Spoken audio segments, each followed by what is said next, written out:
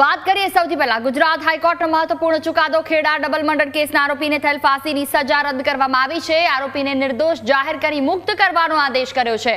2017માં honour કિલિંગમાં આરોપીએ ભાઈ ભાભીની હત્યા કરી હોવાનો આરોપ લાગ્યો હતો। કોર્ટે આ કેસ નિશંક પુરવાર નહીં થયું હોવાનું ઠેરવ્યું છે અને આરોપીને નિર્દોષ છોડવા માટે હુકમ કર્યો છે। 2017માં ઓનર કિલિંગમાં ભાઈ ભાભીની હત્યા કર્યા હોવાનો આરોપ તેના ઉપર લાગ્યો હતો। ગુજરાત હાઈકોર્ટનો આ મહત્વપૂર્ણ ચુકાદો।